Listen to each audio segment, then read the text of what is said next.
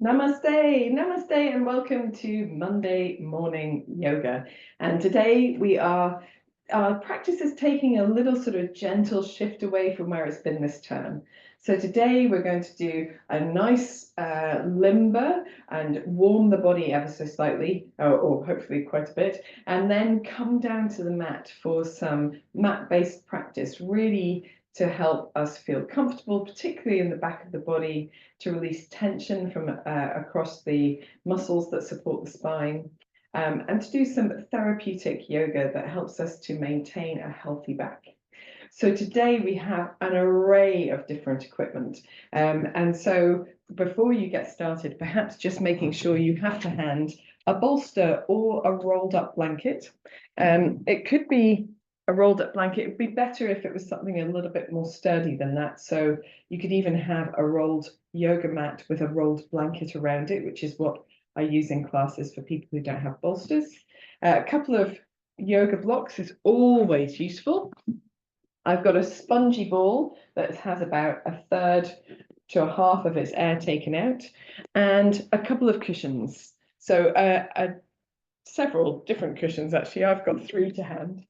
And you might also want to have a blanket close to hand. I've just realized I don't, so I'm going to grab one from over here. Blanket close to hand, just so that you feel nice and warmed in our practice. So, given all of that array of equipment, we're going to start with just standing up, resting the hands onto the belly for a moment, closing your eyes or gazing gently downward. If you prefer to rest your hands elsewhere by your side, or one at the chest, one at the belly, both at the chest, whatever it might be, just resting the hands in a place where the shoulders can relax. Taking note of how you feel in this moment, how you feel physically in your body, the sensations of comfort or unease, areas of tension or stiffness, discomfort, being aware of those areas, working gently throughout the practice, making sure that your practice is nurturing and serving those areas of the body with compassion. Noticing at least one part of the body that feels comfortable, spacious, and at ease. Focusing on that sense of ease, allow it to ripple out from the center, wherever it is, touching other parts of the body as it grows, softening tension, perhaps softening the features of the face, softening the shoulders. And then notice how you're feeling emotionally and what sort of thoughts you're having on this not so fine and sunny morning in the wintertime. Being aware of the level of your energy, if your energy feels low or if it feels galvanized and ready for action. Anything in between.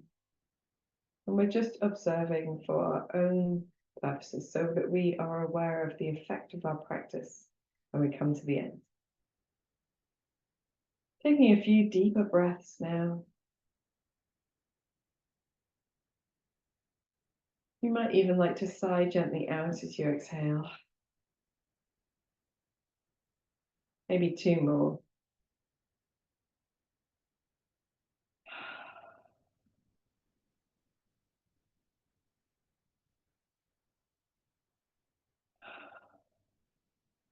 And then allowing your breath to fall into its natural rhythm.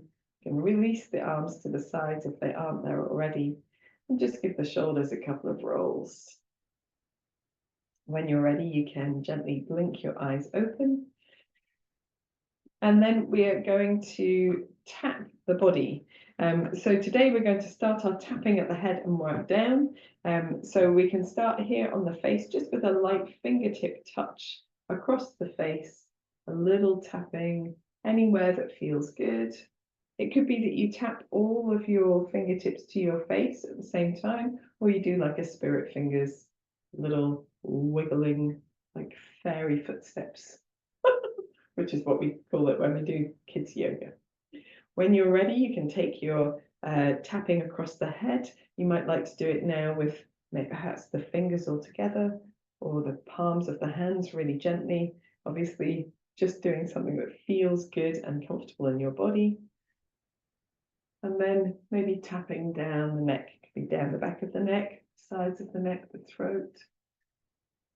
Doing anything that you feel intuitively is the best thing for you. Don't need to make it anything in particular. And we're going to take the left hand and tap down the outside of the right arm, across the palm and up the inside of the palm.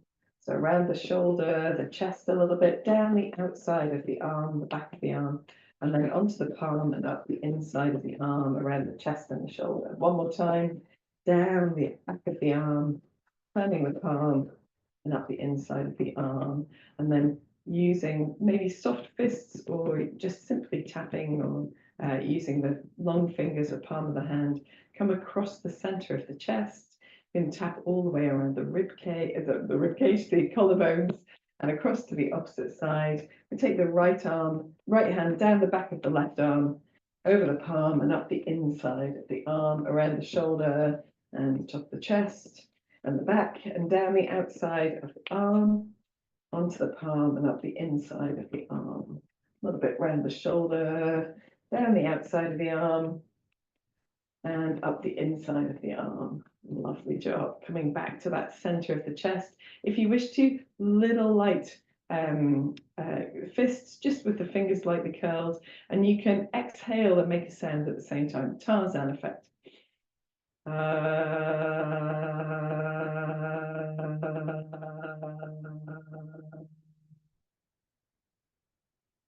Very good. It's a really nice way to release tension from the throat chakra as well.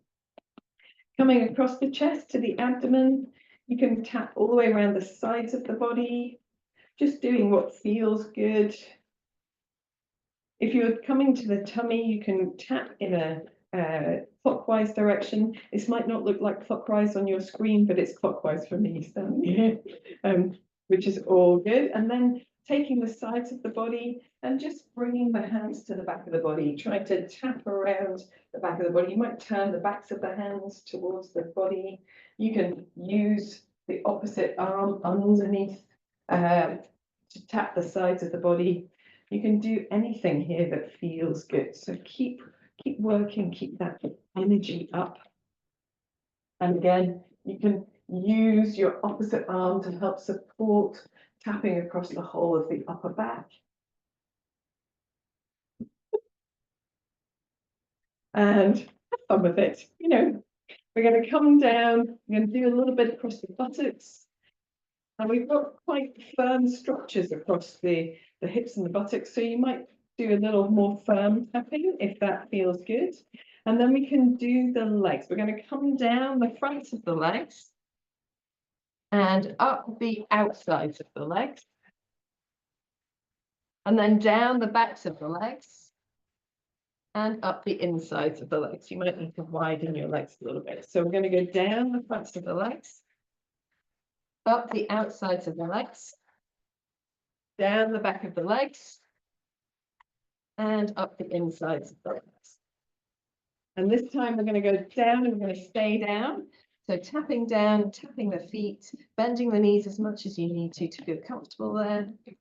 Tapping all across the feet, all around the ankles, and then just sweep your hands down from knees to the floor and rest your hands towards the floor. They can be on the floor if you manage that very easily. Nice and soft in the knees, relaxed in the back of the neck. Take a deep breath in and out here. We're going to widen the feet a little. Hold elbow to elbow and just let the weight of the body settle over the legs. And feel that you're able to lift in your tailbone, so you're not creating a super big curve in the spine, but thinking about a sense of length the weight of the upper body, just pulling gently, a little sense of traction between the pelvis and the spine. If you feel comfortable here, you might like to gently sway the upper body from side to side. Now, you don't have to do much. You don't have to make any movement at all. But if you're swaying from side to side, trying to keep the hips a little bit still. So steady in the legs, all the way up to the top of the legs where they meet the pelvis, and then from the bottom of the back to the crown of the head, a little movement from side to side if you desire. When you're ready, you can come back to the center, relax the arms, relax the back of the neck, and just gently, really gently nod the head. Again, if it doesn't feel good, you don't have to do it. If it feels good, you might like to gently turn the head from side to side, as if you were gently nodding yes, and then turning no.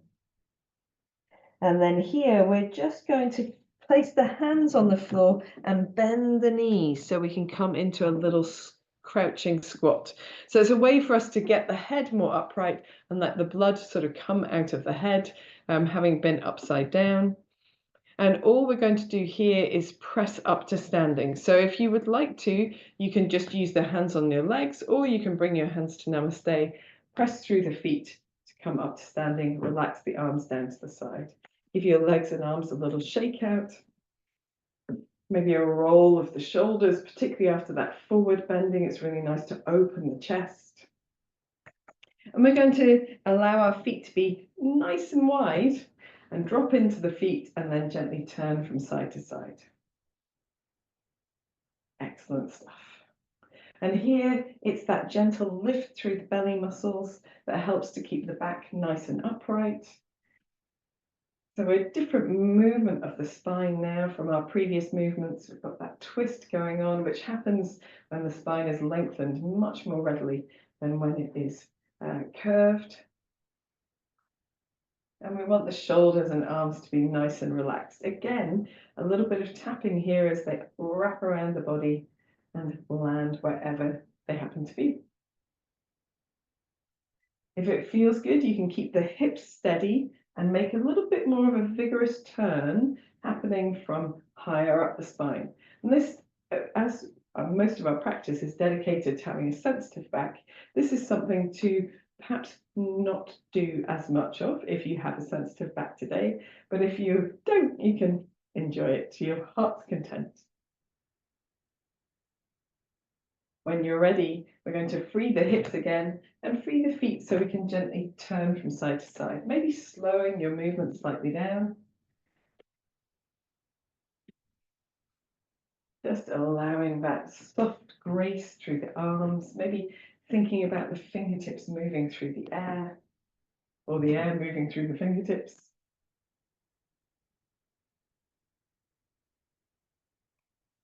And then if you wish to, you can add a bend in the knees in the center. A bend and twist, or bounce on the knees and twist. And here, when we bounce, we want that bounce to be just like a plie.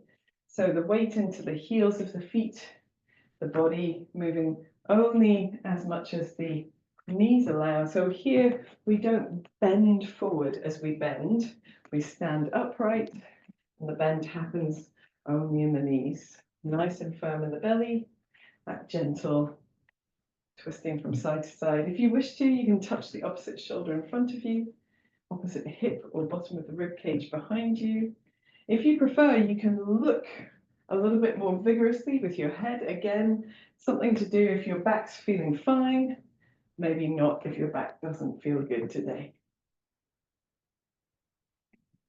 When you're ready, you can just allow your bend to go, simply pivot, and then bring your feet to stillness and sway back to center under your own steam. And then taking a few big shoulder rolls. So rolling up, back and down, forward, up, back and down. The sun's just come out, which always affects the screen at this end. I didn't think it was going to come out today. So if you continue with your shoulder rolls, I'm just going to lower the blinds a little bit in this room. Give me 2 ticks while I climb over the furniture and make this odd sound. Feels such a shame to block the sun out, but unfortunately, it's the only way to make the screen work. When you're ready, just allowing the arms to rest down, we're going to do a little shoulder shrugging. So first, drawing the shoulders up towards the ears and holding them briefly there. And then we want to slowly, this time, release the shoulders down, down, down, down, down. And when they get to a more neutral spot, you can press the palms to the floor. Think about lengthening through the sides of the neck and lifting the crown of the head away from the palms of the hands. And then slowly, slowly, slowly release back to center. Let's do that 2 more times.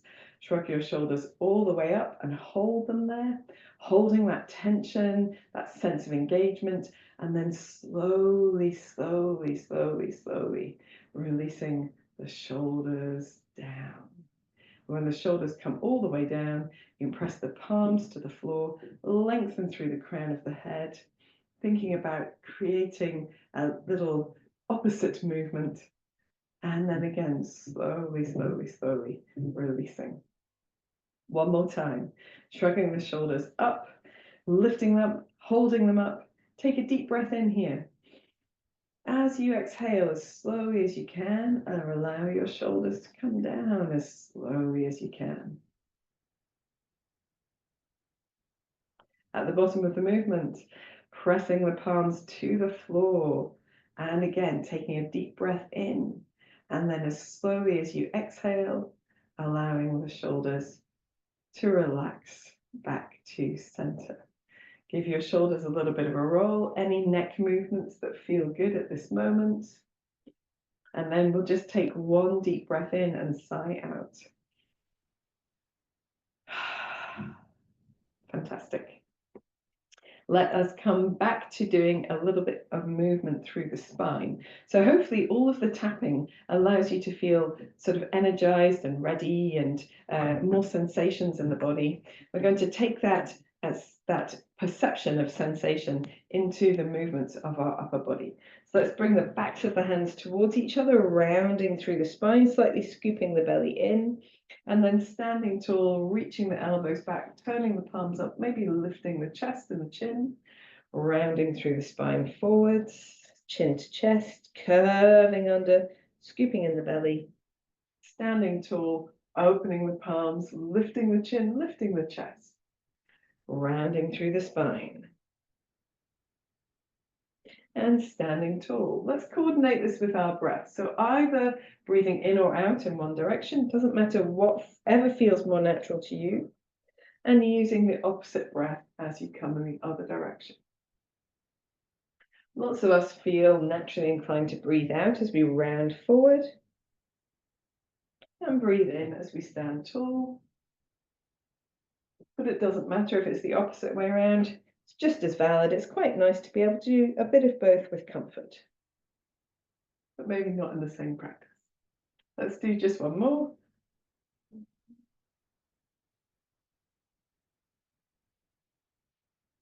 And then floating the arms down to the side, giving the shoulders a little gentle wriggle from side to side as well. Aces. I'm going to lose my top here. I've been wearing it because keeping the body warm is quite a nice thing to do. So anytime you feel like you want to layer up or layer off, feel free. I hope you would always do that anyway. So let's do a little something for our shoulders. So we hold a lot of tension across our shoulders. Generally, people hold a lot of tension across their shoulders.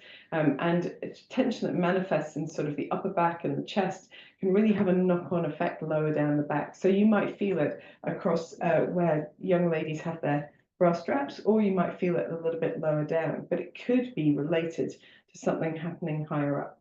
And that's why when we limber, we tend to limber the whole body, because it allows us to let go of tension we weren't necessarily aware of holding. So here we're going to step forward onto the right foot. Make sure you've got enough space behind you. Might give myself a little bit more space. Even this way would be better. So make sure you've got enough space behind you that you can reach your hand back with ease.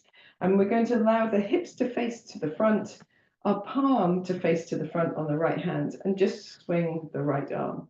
So we're not looking for any particular movement. We're not looking for the arm to come up to any particular height.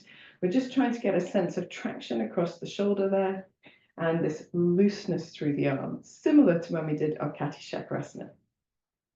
A little buoyancy in the knees here. You don't have to bounce like I'm doing. I'm just showing that they're buoyant, they're ready. The feet are also engaged here so that they're ready to support the body in any way that feels good. You can begin to make this movement a little bit more vigorous if it feels good. And we're focused on the backswing. So the backswing is the part that we focus on, and then we just let go to let the forward momentum happen on its own. So focusing on the backswing, and if you're facing to the front, you'll begin to feel the engagement behind the shoulder, maybe the openness happening across the chest. And if you wish to, you can allow your feet to move with your arm movement. So coming forward onto the front foot as you swing forward, back onto the back foot as you swing backwards. A little lift here in the belly muscles. If you're finding balance is a challenge, then look at one point, keep your gaze resting there, and that will be helpful. If you don't find balance a challenge, then you can allow your head to look back as your arm goes back. And it's a little bit of a different kind of sensation across the chest as we allow the head to join in. The neck is not rigid, it's just part of the practice. And then we're going to do about 5 more of these before we wind our way back towards center. So you can bring your feet to steadiness and just allow your arm to work its way back to the side of the body. And when it does, stepping onto both feet and just noticing the difference between the two sides of the body. And hopefully this hand feels nice and warm, this arm feels nice and relaxed, and the shoulder and the back of the body feel a little bit sort of softened and released. Sometimes people feel longer on one side than the other. That's a good sign of a release. And we'll do the same thing in the other direction. So you can simply step forward with your left foot this time. Opposite side. I'm sure I've muddled my left and right already. And we're turning the palm of the opposite hand forwards, and we're just beginning with that swinging arm. So it's not going anywhere in particular. We don't have to get it to any particular height. We're just beginning to encourage the shoulder to this kind of movement so that the shoulder kind of knows where we're going. We're not gate crashing it. We're not expecting it to do anything that we haven't prepared it for. And then when you feel comfortable, you can let that movement become a little bit more vigorous, keeping soft buoyancy in the knees and making sure your feet are prepared, using a little bit of padabandha if you like, or strength in your foot. Focusing on the backswing. Backswing is the important thing. The forward momentum happening just as a release of the effort to make the backswing. Like underarm bowling. And then if this feels good, you can allow your feet to move, to transfer your body weight forward as your arm comes forward and back as your arm comes back. And if balance is a challenge, then simply looking in the direction of one point and resting your gaze there. And that will really help for balance, but if you need to, you can always have a fingertip touch on a wall or back of a chair, if you like. Using your tummy muscles here and your foot strength will really help.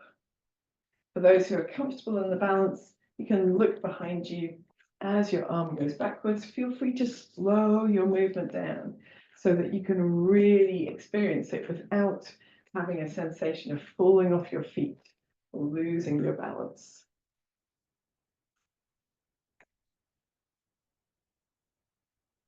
And you might notice that as you turn your head, your arm can go a little bit higher behind you.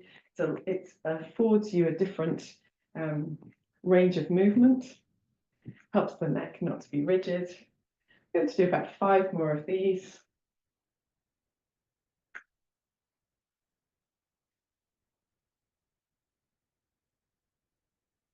And then when you're ready, you can bring your feet back to steadiness. And just allow your arm to make its way back to stillness at your side. Step onto both feet. Feel the difference between the two sides of the body. Perhaps they feel really even now. Perhaps, hopefully, your hands feel nice and warm too. It's a really nice practice to do if you get cold hands during the day. And then just giving your shoulders a little roll. Brilliant.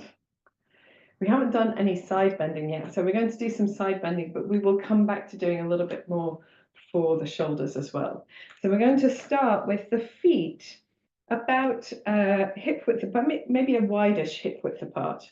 And if you want your feet in a different position, that's fine. We're going to gently sway the hips from side to side. Hands on hips here can be quite nice, so you can feel the movement of the hips. If you like, you can even put the palms of your hands to the sides of your body and feel that you're engaging your belly muscles and that you get that sense of contract and length opposite sides. If it feels good to work like this, you can begin to soften the knee you're moving the hips away from. So long leg on the side of the body that's lengthening and a soft knee on the side of the body that is shortening. As you go from side to side, the sort of paddling happens with the knees. And again, a little lift and firmness across the belly muscles. And you might feel that, I don't know, you're getting a more expressive movement going. If anything makes your back feel uncomfortable, just coming to smaller, slower movements or resting out if you prefer. You can allow the rest of your body to join in if you'd like to. So you can allow the arms to join in. You can allow the torso to join in. And here we're looking for that side bend. So we're looking for length out of one side of the body and then the other. It's okay to make that length happen in any way that feels good to you. So you can make big sort of cartwheeling arm movements if you like. We'll do a couple more to each side.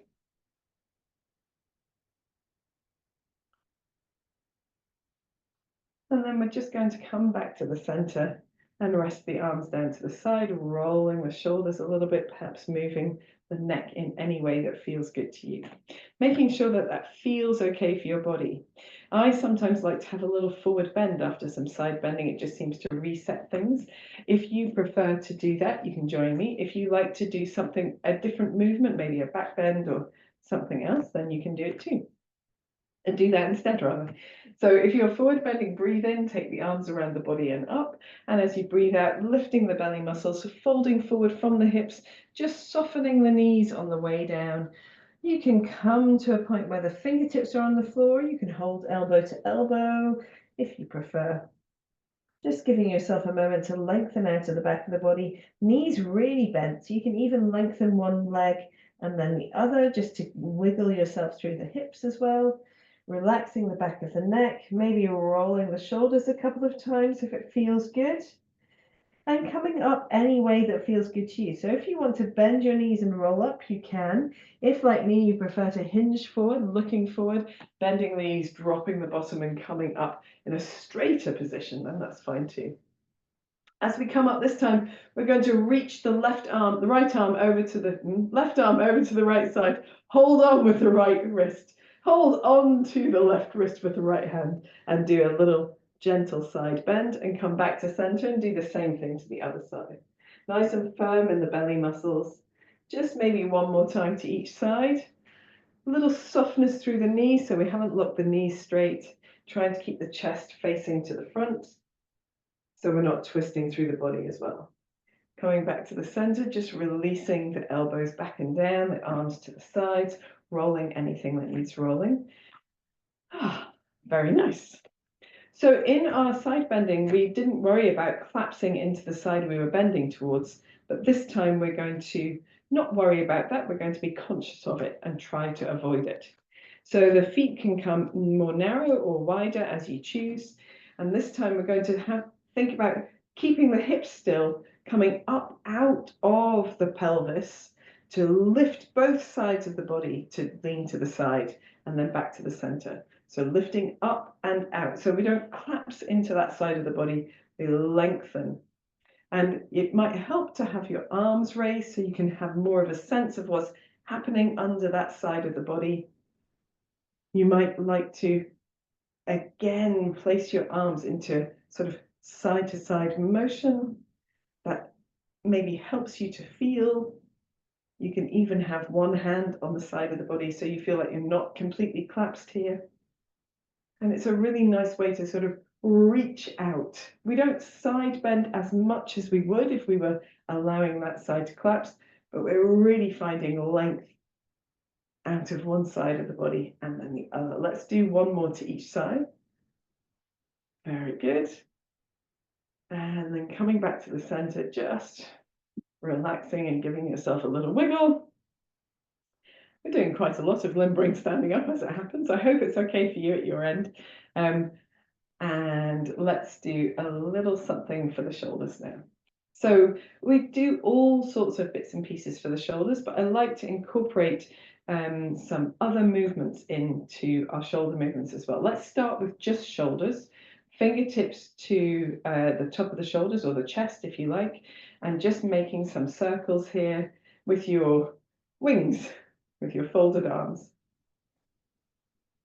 And you can make those circles a little larger as you progress. You don't have to get to anything in particular, but if you are able to bring the elbows together in front of the body and then the shoulder blades towards each other behind the body, then that is the fullest range of movement that we're able to do here without crossing the arms. When you're ready, just going the opposite way as well. Little roll of small circles to begin with.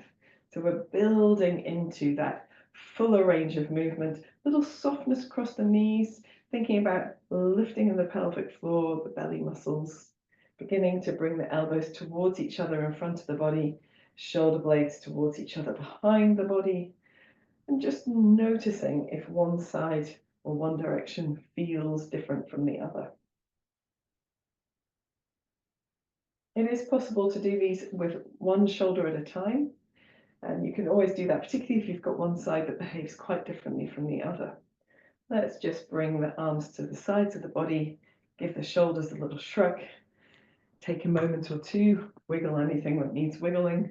I like to do a little sort of dancing shoulder, dancing hip thing, which helps me to feel like I can release. You can do whatever you like. Oh, excuse me. So we're now going to do some rolling of the shoulders where we do one and then the other. So it's the same position of the hands. We want a little bit of more softness in the knees, a little bit more support through the center. And we're going to start with lifting the elbow. So it's like we're doing backstroke, lifting one elbow and then the other. And at the same time, we're opening the front of the body. So we want to find that lift in the belly muscles, lift perhaps the chin so that you're looking slightly upwards. If that doesn't feel comfortable, keep your head more neutral. But if you're able to, lifting slightly upwards, nice and firm in the legs, opening the front of the body. It feels really, really good. And when you're ready, we're going the opposite way. So we're going to do like a front crawl motion. And in this one, we want to have our faces, heads looking down towards the floor, little rounding through the back, still scooping in the belly. Maybe the hips are moving more perceptibly. They were moving in the previous practice. It was just less perceptible because we couldn't see it. Trying to make those nice full circles with the elbows. And we're going to finish by doing a little bit more of the opposite movement. So going up, looking up, elbows going back behind the body, opening the chest. One more to each side. And letting the arms rest down to the side. And we do 2 sets of going backwards because the openness of the chest is what most of us have a challenge with rather than the rounding of the spine. Both motions are necessary for our lives, particularly this sort of wriggliness, which is much more commonplace than just being here or here. Then it's good to do. It's good to do. Let us finish with finish our standing up. No, we're going to do 2 more things. So first, next, And we're going to let the shoulders soften, the rest of the body be nice and supportive, a little softness in the knees, a little lift in the belly muscles, and bring your chin towards your chest. Here, if it feels good, you can simply go up and down, and then do a little side to side and head, neck bending, turning as well. Or if you prefer, you can roll your right ear to right shoulder, chin back to chest, and left ear to left shoulder, which kind of encompasses all of the movements of up, down, side, side, and twist. So just doing the practice that suits you the best. If you're rolling from side to side, then perhaps just exploring a fuller range of movement with each motion. So you go a little bit further towards a fuller circle. And noticing the connections between the movements of the neck and where you feel sensations in the body across the jaw, the scalp, the chest, the upper back, maybe even into the tops of the shoulders and the arms. The next time your chin comes to your chest, just allowing it to rest there for a moment, give yourself a soft smile, raising your head.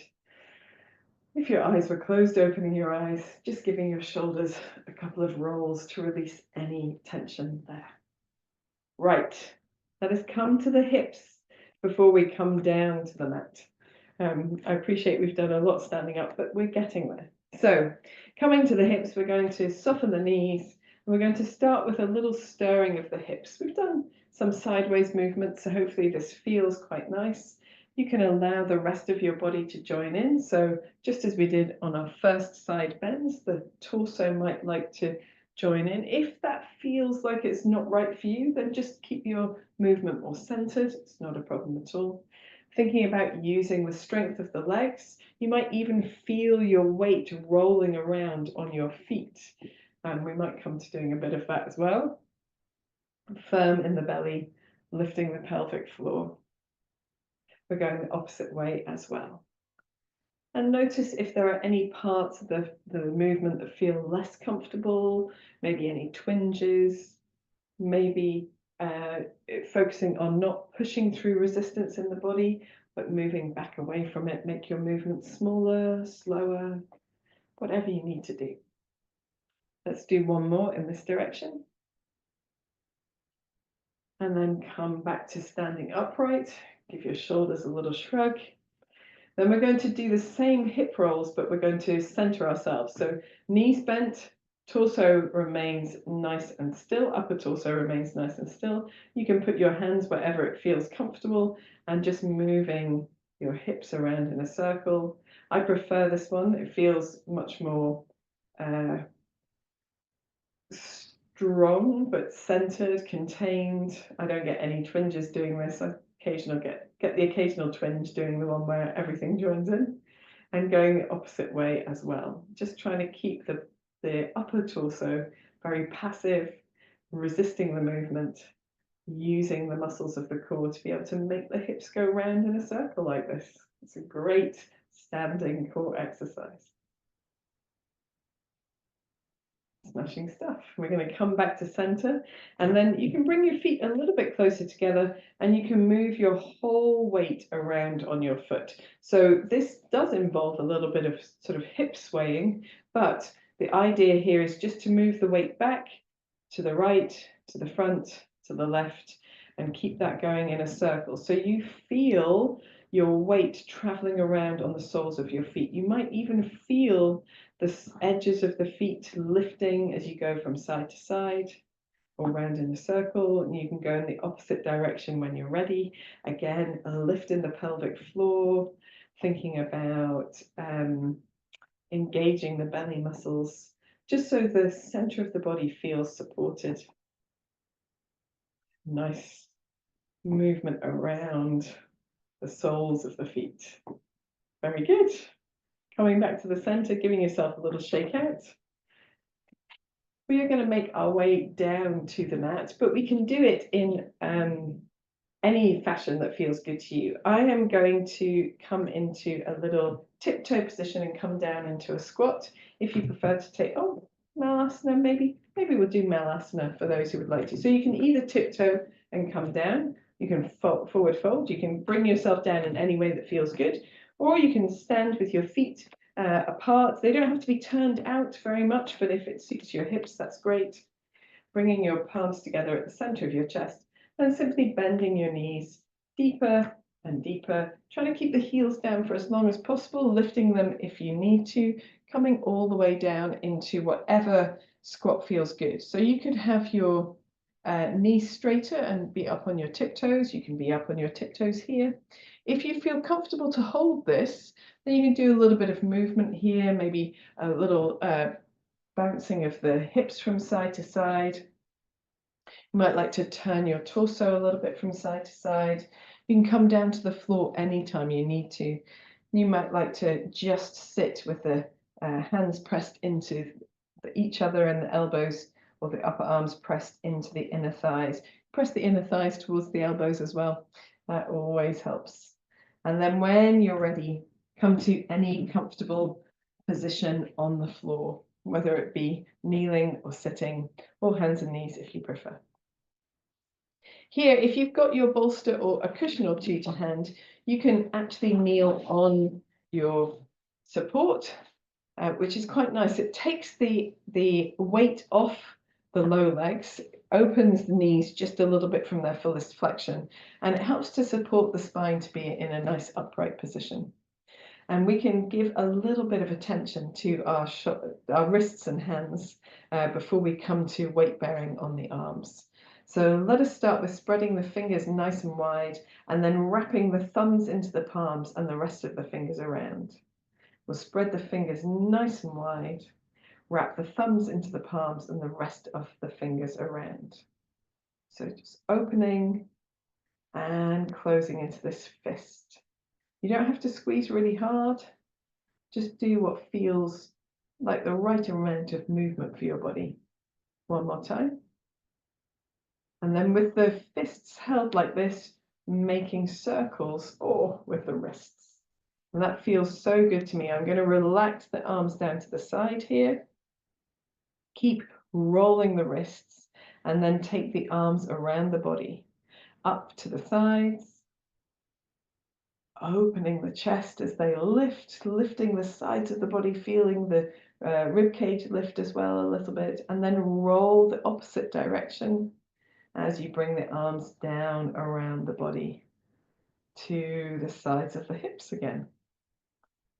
So we can do that one more time, rolling the wrists in the opposite direction, lifting the arms around the body and up. And then reversing that rolling of the wrists to go the opposite way and allowing the arms to lengthen around the body and down. And then just relaxing the arms. Sometimes if we hold the thumbs like that, when it releases, it's really lovely sensation, but just doing what feels good, relaxing the fingers, giving them a little wiggle. We're going to draw the fingers of the right hand back towards the body as we lengthen through the inside of the right arm. So here, if your thumb likes to escape and go other places, try to keep it near the palm of your hand. And we don't want to let the right shoulder creep up. We want the right shoulder to soften down. Thinking about lengthening the right elbow a little and then bending the right elbow a little. So we get a different sensation across the palm of the hand, the wrist, the forearm, maybe into the fingers. When you're ready, you can bring your palms together, just easing out that length and then doing the opposite side. Fingers of the left hand coming back towards us, just making sure that thumb is in line. It hasn't decided to go away to Guruk, as my husband would say, trying not to let the left shoulder creep up, and then gently playing with lengthening the left elbow and softly bending the left elbow. Just a little bit here, a little bit there. Easing into that sensation. And then when you're ready, palms together, interlacing the fingers, keeping the elbows close to the body and rolling the wrists. And we're going to go the opposite way as well. Super. Our final practice for the wrists before we get started, or before we move on to the next thing, is to bring the palms together and roll the backs of the hands and then the palms of the hands together. At this point, the elbows, of course, may be freed slightly from the sides of the body. As long as it feels nice through the wrists and the fingers and the hands, we can go the opposite way as well.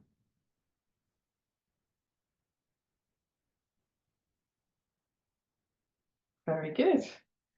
And then we're just going to let the arms relax nicely. We're going to take the bolster to one side and we're going to come onto hands and knees. So we've sort of been working this way. You don't have to have your hands directly underneath your shoulders. They could be slightly in front, knees wherever it feels good. And we're going to start just by simply opening the palms enough to feel a real stable base through the hands, pressing the base of the fingers down, pressing the tops of the feet down, scooping the belly in, and then rolling the shoulders. So the shoulders can glide up and down, up and down, and then see if you can move that into a shoulder circling and see how it feels in the back of the body. Try not to let your head dip here. Keep your head in a nice neutral position, maybe looking slightly ahead of the hands. And feel the shoulder blades gliding around on the back of the body. It's like a self-massage for the upper back. Lovely thing to do. And then coming to stillness, we're going to leave the upper body nice and still and tuck the tailbone under and then wriggle the tailbone out. Lengthen it out. So tucking under and then lengthening out. So the two parts of the spine, the upper spine and the lower spine, working separately. Now the upper spine is stabilizing. We're using the belly muscles, maybe a little bit of the buttocks, just whatever you need to recruit to make that motion happen. And then we're going to do both things. So we're going to open the front of the body by gliding the shoulder blades back and down, opening the chest, lifting the chin, and then rounding through the spine, tucking the tailbone under, chin to chest, lifting the back of the body high, creating space underneath the body. So rolling in the opposite direction to lengthen the front of the body, lifting the belly muscles, glide the shoulder blades down to open the chest, and then gliding the shoulder blades up to round through the spine. Let's do about 3 more of these. Pressing into the base of the fingers. If your wrists begin to get tired, always taking a break if you need to, scooping the belly in as you round under, keeping that lift of the belly as you look forward. Maybe one more, rounding under, looking forward. And I did say one more, but I'm going to say round under one more time. Round under, and as you do, knees nice and wide, settling your hips back to your heels. Reach your hands forward, maybe even turning the palms upwards, resting your forehead to the floor if it naturally goes, or folding your arms at your elbows, resting your head on the back of your forearms. Taking a few deep breaths in any resting position. If you want to take your bolster and do your child's pose with a bit of support, that's absolutely fine. Little gentle deep breaths, softening the effort across the belly muscles and anywhere else you might find that tension of practice. Sighing out through your mouth. When you're ready, coming up into any comfortable upright position. Awesome sauce. So now we've done a little bit of cat-cow, let us do a little bit of downward dog. So these, we're trying to aim for quite a gentle dog today. So we're not going to focus on lengthening the legs or getting the heels down, which we don't normally focus on getting the heels down, but we're not going to focus on lengthening the legs so much. We're going to focus on trying to find length in the spine. So hands wherever feels comfortable, knees, toes tucked under, knees gently lifted, and press your chest back towards your thighs. And you might have your feet and hands a little closer together than we normally would have for downward dog, and that's absolutely fine. We're going to focus on lengthening that tailbone up towards the ceiling, which might uncurl the legs ever so slightly, but we're keeping the head between the upper arms, nice and relaxed in the back of the neck, and just pressing the chest towards the thighs. So we're very active in the arms, in the hands, maybe rolling the inner elbows towards each other to get an increased sense of length down the sides of the body, engaged through the upper back. Here, if you wish to, you can ease one side of the body and then the other, one leg and then the other, but only if that feels good. If you prefer, you can keep both knees bent and simply wiggle the hips from side to side. Has a similar lengthening effect again along the low back, but it doesn't involve the backs of the legs in quite the same way. So either one of these is fine. You can even turn your head from side to side gently at the same time. Think about pressing into the base of the fingers just to create a touch of lightness across the heel of the hands, as we have done for the last few weeks with our strengthening practices. And then whenever you're ready, we're going to bring the knees down. And this time we are going to use our bolsters for a child's pose. If you don't have a bolster, you don't need to do that. You can simply do child's pose as we've done before. But if you have a bolster to hand, just having it between the legs so that you can soften your torso across the bolster and your head is supported here as well. Knees as wide as you need them to be to feel nice and comfortable. Turning your head to one side if it feels good.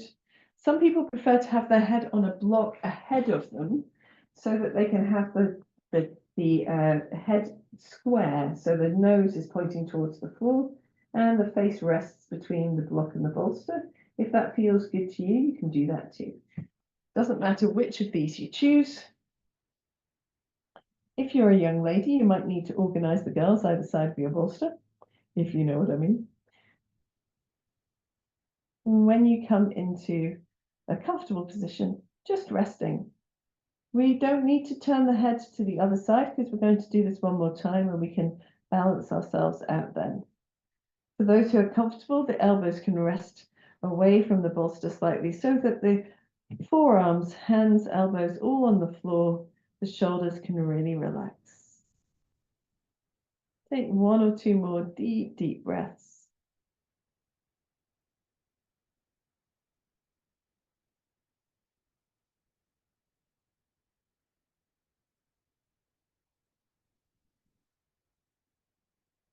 And then we're going to just bring the bolster to one side and any other supports that you've got. We're going to do a little kneeling waving vinyasa. If your back is sensitive today, then just finding your way with this. If it doesn't feel right for you, stick with cat-cow, no problem at all. For waving vinyasa, we're going to reach the hands a little bit further forward. So when we come onto our hands and knees, our hands are quite far forward from our shoulders. And you can tuck your toes under if it feels good, or keep your toes flat, feet flat if you prefer. We're going to let the hips come back to the heels, so the forehead comes close to the floor like a child's pose, and then press off the feet as we round the back forwards. And as the shoulders come forwards, we're going to just gently open the chest, drawing the shoulder blades together. So we're in a supported up dog, nice soft elbows here, and firm in the belly and the buttocks, and then we're rounding through the spine to take the hips back to the heels. So the idea is to press off the feet and let that movement come up the body like a wave, nice and firm in belly and buttocks particularly, and in the space across the upper back as we come into the back bend, and then using the hands and legs for support, scooping the belly in and coming back into our sort of puppy dog pose, rounding forwards, articulating through the spine. We need to use quite a lot of strength in the arms here, so making sure that feels good for you today. Otherwise, sticking with cat-cow, it is quite similar in its effect. This just requires a little bit more strength, and it helps us to develop some real core support, as well as articulating through the spine. Let's do one more. And we can go as slowly as we like here. Slow is often good. It often provides us with the opportunity for developing more strength and more awareness of our practice. As we come back with hips to heels, this time bringing the bolster back underneath the body for a child's pose. If your head was turned to one side, you're simply going to turn it to the opposite side this time. So as you rest in your child's pose, allowing the shoulders to relax, you can even relax the hands back down to towards the ankles if you want to find some length across the upper back. If that feels good, that will feel good. If it doesn't, just leave the arms forward. It doesn't matter which of these you choose. You might like to turn the palms slightly upwards, just to give the wrists a little gentle alternative. And then some real softness through the belly, through the pelvic floor, through the chest, the upper back. And some deep, deep breaths.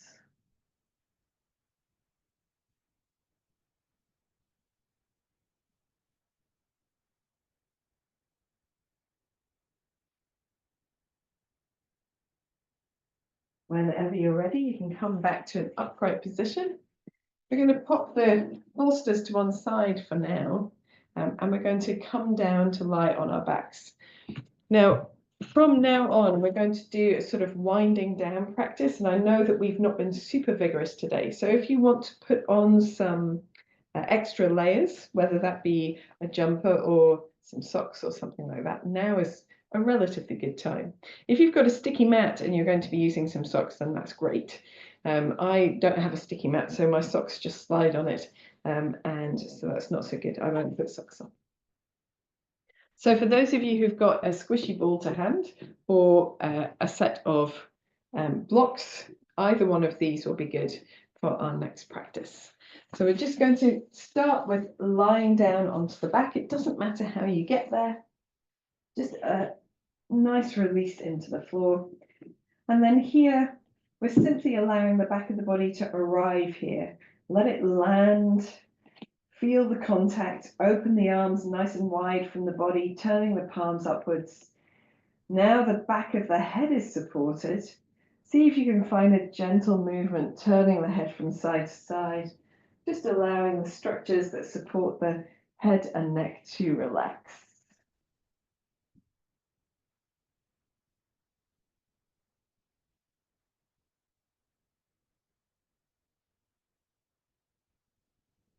When you're ready, you can come back to center.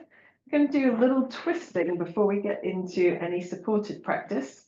So I've ended up with too many bits and pieces around me. But anyway, if you need to use cactus arms, which I'm going to do now, you can. Feet nice and wide and firm in the belly, just allowing the knees to begin swaying gently from side to side. So we're not trying to get anywhere just yet. We're just allowing that swaying to happen. And then as your body gets used to this movement, see if there's a little bit more space available. See if you can take your knees a little bit further. And again, gradually building into this twisting position. Maybe bringing your knees closer to the floor.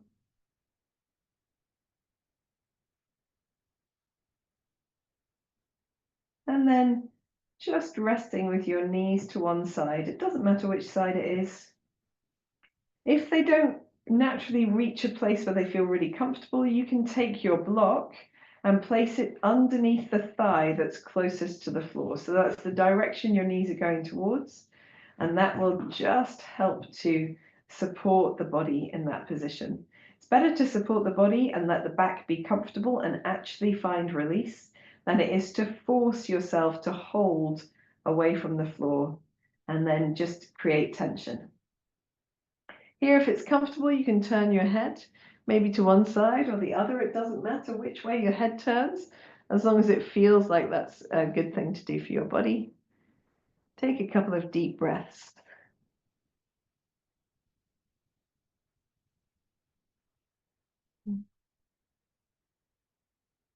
When you're ready, you can bring your head back to center, firm the belly muscles, bring your knees back to center and do a little sway from side to side, just realigning all the bits and pieces, and then allow your knees to come all the way down to the opposite side. Again, if you need support underneath that outside leg, then just resting a block or cushion, whatever it might be, underneath that thigh, and that will just allow your body to release a little deeper. We're holding in some stillness here, but finding a nice position for the head. It could be turned the same way as it was before. Could be neutral, could be turned to the opposite side. It doesn't matter. Find the position that feels best to you.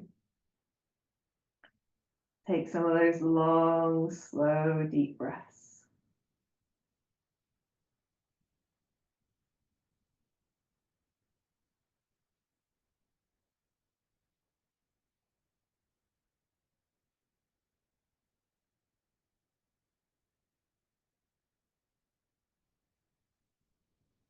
When you're ready, you can bring your head back to center, firm the belly muscles, bring the knees back to center, and again, just give them a nice little sway from side to side. And then we're going to work with our balls under our backs. So with our feet back in the center, with just that squishy ball. If you don't have a squishy ball, just use a block, it won't matter. But a squishy ball underneath the back of the body. So lifting the hips high enough to get your ball to rest underneath the back of the body, arms out to the side. And if it's a ball you're working with, you can let your feet come a little bit further away from the buttocks and just give your hips a little sway, a little wriggle, maybe a little roll around on the ball, circular movements, whatever might feel good. If you are working on a block, you can try a little movement, but you might find it's a bit too firm to move on the block, in which case simply rest on the block.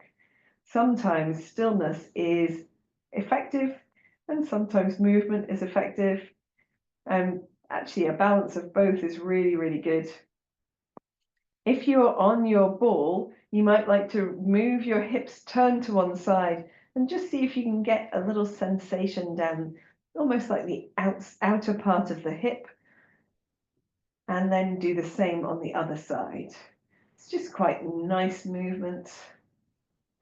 Doing what feels good to you though. If you prefer to be more centered, coming back to center. And then if you're on the block or on the ball, just exploring how it feels to extend the left leg away from you. So right foot stays on the floor, left leg extended, feeling that openness across the front of the pelvis. Noticing how that feels, if it feels supportive, if it feels like there's more space. If it feels like there's more space, you can bend your right knee in towards your chest, just hug it towards you, and see if you can get a sensation by hugging the right knee in of a little lightness of the left heel against the floor. So we don't necessarily need to lift the left leg. The left leg is extended, it remains extended, it's not knees bent. Just a sense of lightness. And then gently releasing on that side, sliding the right knee back in, both feet on the floor, give your hips a little wiggle or settle in stillness in between, and then sliding the right heel away, feeling how that feels down the right side of the body, particularly at the front of the pelvis. If it feels like there's lots of room. So on my opposite side, I could feel that sensation of stretch with just the leg extended. But here on this side, I feel absolutely nothing at all. So if that's the case, you need to increase that opportunity for length by drawing the opposite knee in towards you. And you might play with drawing that knee slightly in to feel a little bit of lightness on the right heel as you just allow that leg to perhaps lift or just get lighter against the floor. And you may feel that as a sensation of length across the right side of the pelvis. When you're ready, you can take both feet down, bend both knees first, give yourself any sort of movement or stillness that feels good, and then try extending both legs away from you. With both legs away from you, see if that feels good. If it doesn't, if you feel any twinges in your low back, then absolutely come back with both knees bent. If it feels too strong across the pelvis, then you can also come out of this pose. For anyone who feels unstable on the ball and wishes to be on the block instead, absolutely choosing the block, no problem at all. For those like me who feel like this is great, but it's not really enough, you can bend your knees, take the ball out, put it to one side, and place a bolster underneath you instead. So the bolster has just a little bit more lift. It's also quite firm.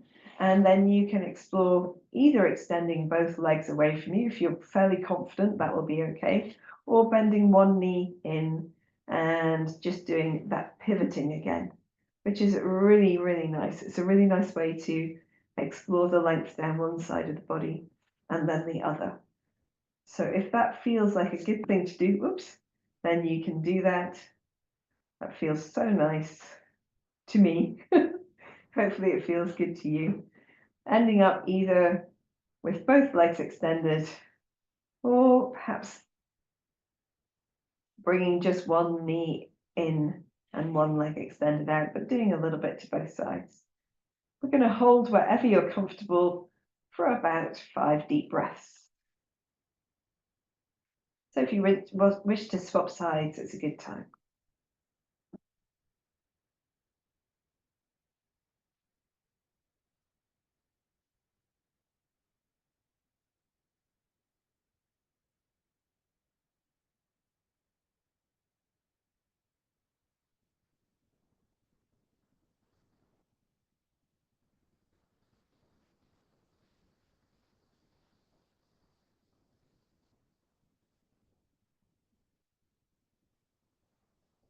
When you're ready, you can bring the feet back in. If both feet are supportive, maybe they're already there. That's okay too. And then in your own time, pressing into your feet to remove whatever support you're using, bringing your hips down to the mat. And taking a moment here, just landing to experience that sensation of the pelvis being supported, but the low back is maybe a little bit closer to the floor than it was, having eased out some of the tension there, eased out some of the holding patterns in the hip flexors, which tend to pull, when they're tight, they pull the low back into a more accentuated curve, a back bend rather than a curve in towards the mat. And then if you would like to, you can sway the knees a little bit from side to side. It's a really nice way to counter pose. But we're going to do also a little bit of knees to chest. So whenever you're ready, you can bring your knees back to center and just draw them into the chest, holding the knees towards you or holding around the backs of the thighs if you prefer, making any movements that feel good. Perhaps a little stirring of the knees in a circle. Perhaps a little swaying from side to side, or just gently in and out, as you choose, whatever feels good. I particularly like to move both knees in one direction and turn my head the opposite way and go from side to side like this, a little roll. It's just a really nice way to ease through the spine. We're going to roll to one side to come up into sitting to prepare ourselves for our relaxation pose. So today we're going to relax in Supta Baddha Konasana, so reclining bound angle pose. And this is optional. So it might be something that you don't feel like doing. If you feel like just doing a standard relaxation pose, or if you prefer to be legs up the wall, you can totally do that. And it's a really, really good alternative to this practice, particularly as we've just done a little bit of back bending. So reclining bound angle pose, Supta Baddha Konasana, is usually set up over a rolled blanket or a bolster. A bolster is more supportive for a full relaxation, and I'm going to prop up the head end of my bolster so that it is less of a back bend, so it's a little bit less opening, because we want it to be less intense, because it's relaxation. If you get into this pose and you find it is just a little bit too much of a back bend for the low back to sit across this support, then you can place blocks at the bottom end of your bolster, and that will give you just a little bit of lift. it softens this opening, hopefully. No, it definitely does, but what I mean is hopefully that feels good. Okay, so popping on your warm layers, the last thing that we need is a couple of cushions to have either side of the body. If you don't have cushions to hand, if you don't have pillows to hand, you could perhaps use a couple of blocks instead. Blocks are quite firm to rest on. You might not feel that it's super comfortable to do that. So to come into this pose, what I do is I get my body as close to that bolster as I can. I want it really, really up against the back of the body. And then I'm going to start with my knees bent. My cushions are in place, knees bent, feet on the floor. And I'm just going to recline over this bolster so that my head and chest are really supported. And I've got my feet on the floor. And here you'll know. So if it's uncomfortable in your low back now, then put those blocks underneath the buttocks to lift the buttocks a little bit, or choose an alternative. So choose to do a standard relaxation in Shavasana, or choose to do legs up the wall, as you choose, whatever suits you. If you're comfortable here, we're going to slowly progress our way into this pose.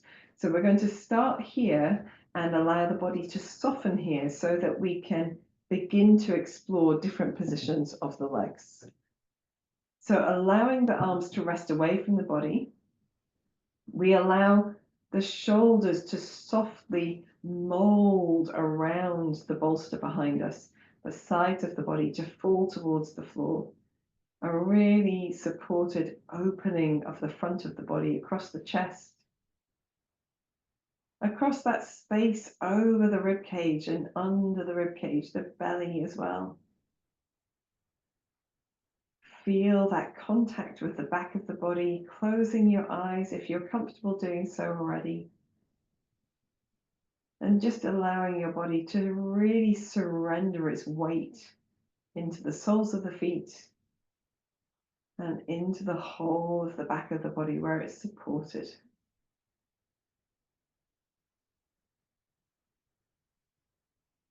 Feel your forehead soften as your body begins to respond to this position by letting go, releasing go.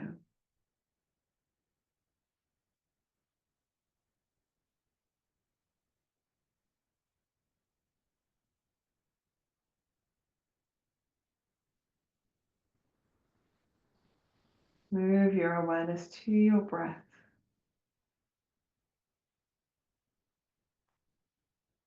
Allow your breath to deepen so it's long and slow and gentle. The breath is tranquil.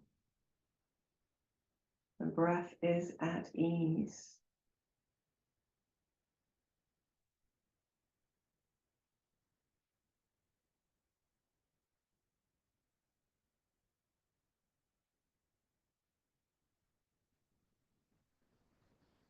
Be aware of the breath moving in the body and the body moving around the support.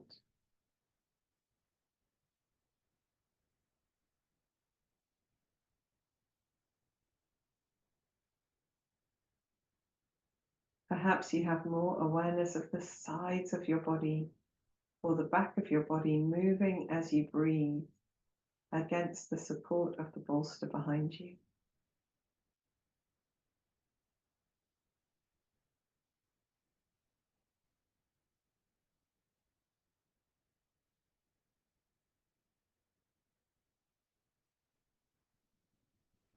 Spend another moment just making sure the body is really heavy in the back of the head, the neck and backs of the shoulders and hands,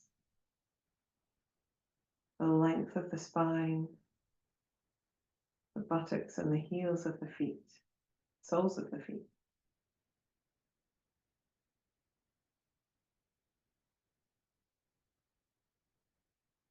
If your body feels real ease here, you can extend your legs and just see if it feels as comfortable with the legs long along your mat. If for any reason that takes you away from that deep sense of ease, then simply keeping the knees bent and the feet on the floor.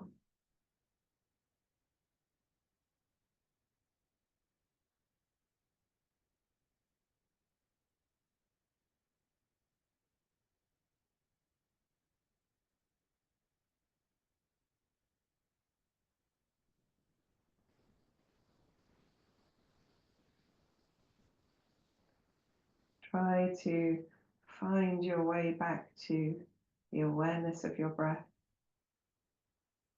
That slightly deeper sense of letting go. Now the backs of the legs are supported by the floor. A deeper release in the feet, the pelvis.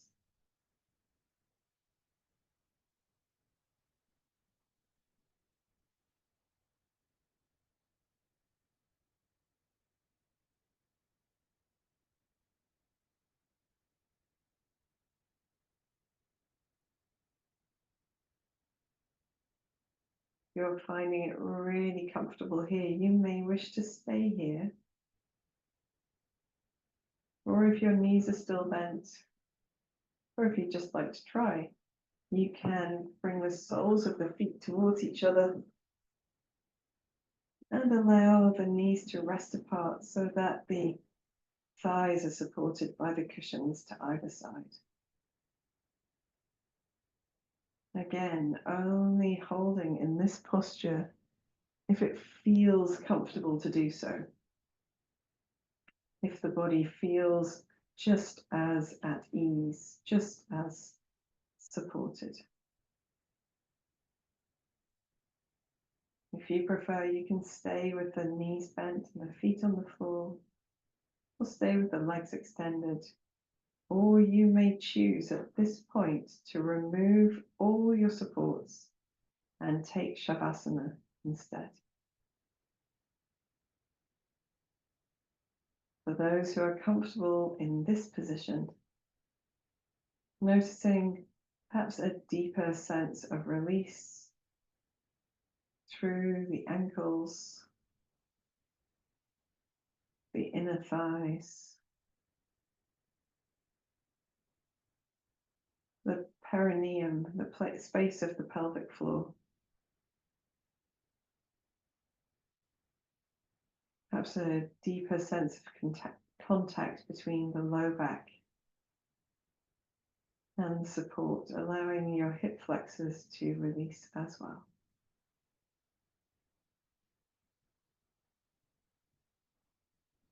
Wherever you choose to move, wherever you choose, whatever shape you choose to be in, bring your body to stillness.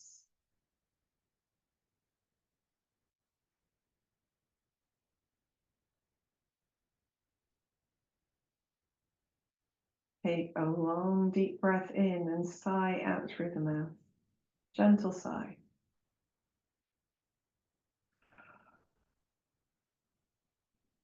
And repeat that 3 more times. A long, deep breath in, releasing all the effort of your practice as you exhale. A long, deep breath in, letting all of your muscles begin a deeper sense of relaxation. A long, deep breath in, and surrender down into your support, into the floor. Let go.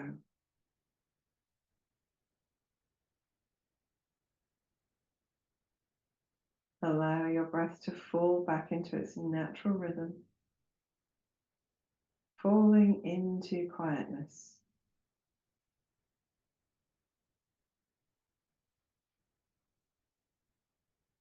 Take your awareness into your forehead, feel it soften Feel the space between the eyebrows spreading, separating. Feel the area around your eyes releasing. Your mouth, tongue, jaw relaxing.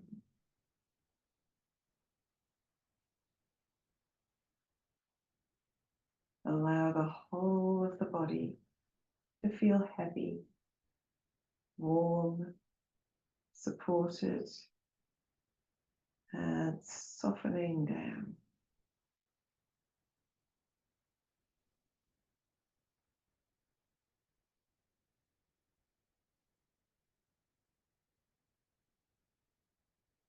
Move your awareness to your breath.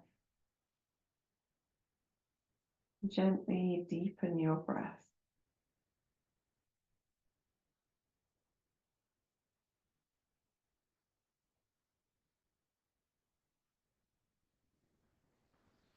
Breathing in for the count of 3 or 4.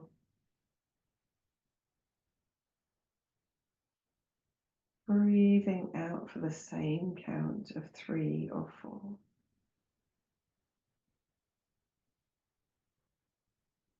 Breathing in light, energy and harmony. Breathing out tension, fatigue and discomfort. Breathing in light, energy, harmony. Breathing out tension, fatigue and discomfort. Allow your breath to fall in this rhythm whenever you're aware of it.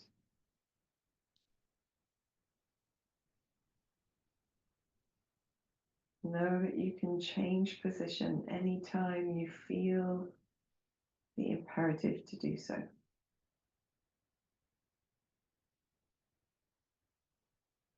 Allow your body to relax a little deeper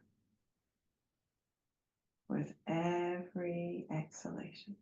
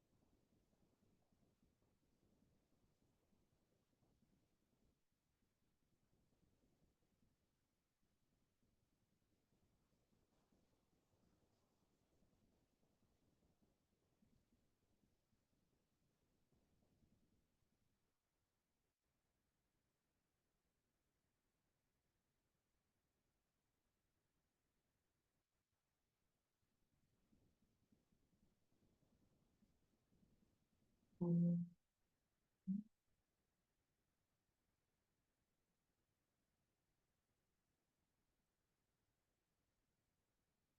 begin to deepen your breath. Bring your awareness back into your hands and your feet by moving your fingers and toes. If your knees are still out to the side with the soles of the feet together, use your arms to gently ease the knees back together. If your legs are extended, bringing the feet back in, knees bent, feet on the floor. If you're in any other position, making your way slowly onto your back. So we're going to gently ease to one side, shove the support out from underneath us so that we can lie flat onto the back with the knees bent, feet on the floor, and let the back find its more neutral shape, which should hopefully feel really good against the floor now. So you might feel a little bit of like a slight release tension, but then allowing your body to come back to center usually lets that release. If you need to, sway your knees gently from side to side. Just a little, not aiming for a full spinal twist. When you begin to sense releasing, you might bend your knees into your chest, hug them towards you, and make any other movements that feel good. So it could be a circling, or it could be simply holding the knees in and out, holding stillness here, maybe turning the head from side to side if you like, or knees one way, head the other, as we did before we settled for relaxation. Whatever you choose to do, take all the time you need here. So we've held Supta Baddha Konasana for about 15 minutes in total, maybe closer to 10, but just easing out as we release. So we want to make sure that we feel a sense of coming back to center. Whenever you're ready, you can release the knees down, make any last few final gestures or movements that feel good, and then roll to one side and curl up for a moment on your side, containing that sense of peacefulness within.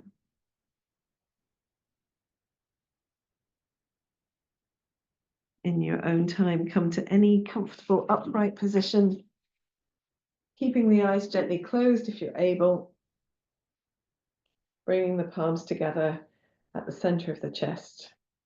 Today we're going to palm the eyes. If you would like to, you don't have to if you prefer. So to palm the eyes, clap twice, and then rub vigorously, getting lots of movement into the hands, arms, shoulders a little bit even, perhaps just strength across the shoulders, pressing firmly, rubbing hard.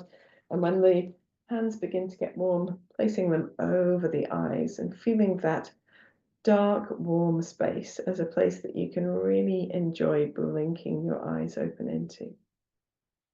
And then as you release here, you can just tap the forehead with the fingertips, tap all the way around the eyes as you open the eyes, and simply rest the hands down. I hope you enjoyed our wriggle through the body today. A much more gentle practice, but often the gentle practices have quite deep and profound effects.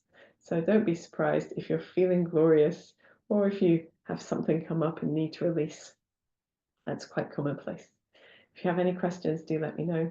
I look forward to practicing with you again soon. Namaste.